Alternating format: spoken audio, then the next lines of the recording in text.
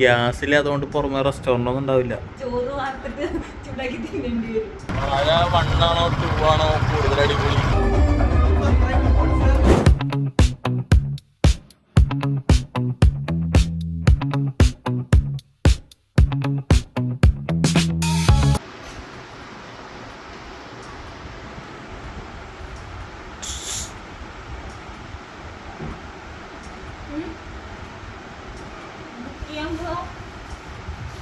Book ചെയ്താലോ?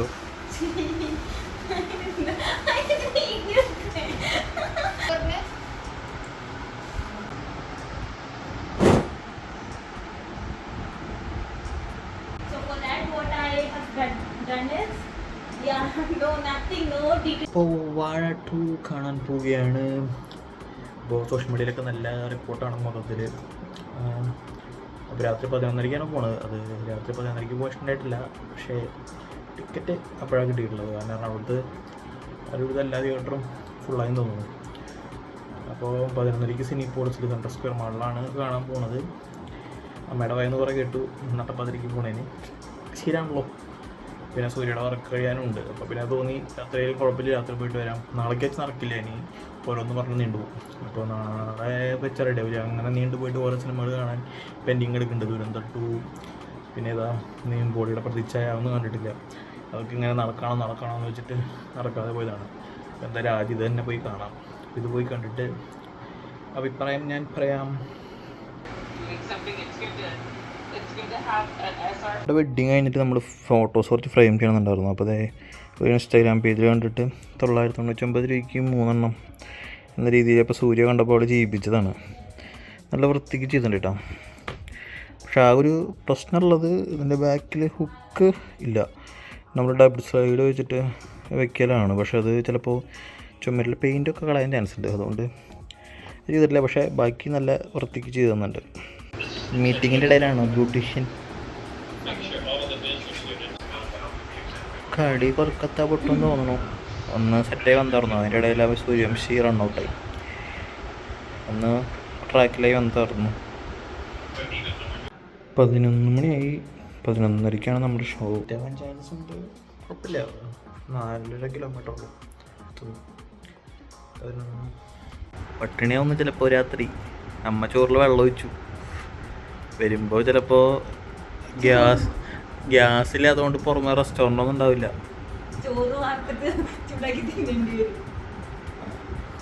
Mind set ഉണ്ടായാൽ മതി. എനിക്ക് ഫുഡ് വേണം. ഓ കാർലറിച്ച് പൊടി വരാ. ഓൾറെഡി 11.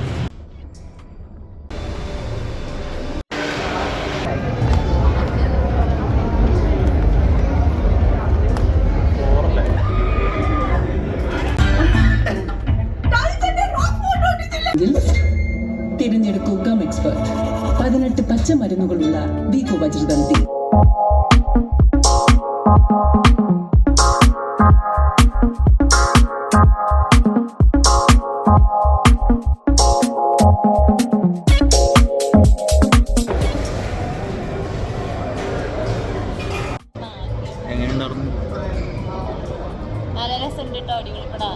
എനിക്ക് അല്ലനെ ഭയങ്കര ഇഷ്ടമായി.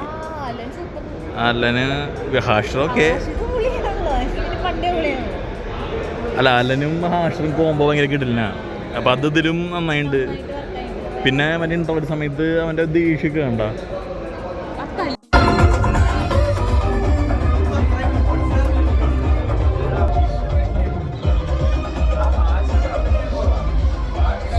കഴിച്ചിട്ടില്ല.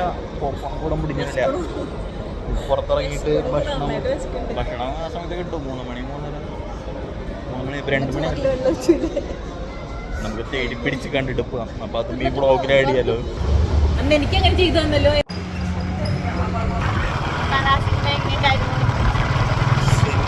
നീ പറ. 1 ആണോ 2 ആണോ കൂടുതൽ അടിപൊളി? അങ്ങനെ എനിക്ക് കമ്പയർ ചെയ്യാൻ തോന്നിയില്ല. രണ്ടും 2 വൈബാണ്. അങ്ങനെയല്ല,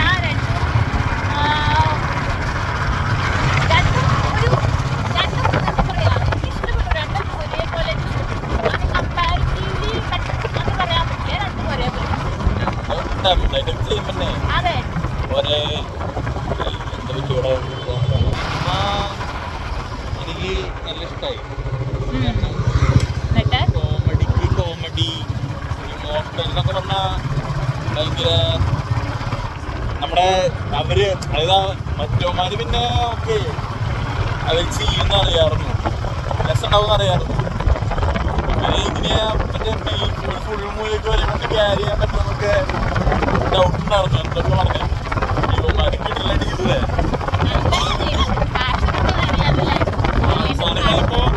അവസാനമൊക്കെ ഇപ്പൊ ഭയങ്കര മെച്ചുവേർഡായിട്ടുള്ള അതൊന്നും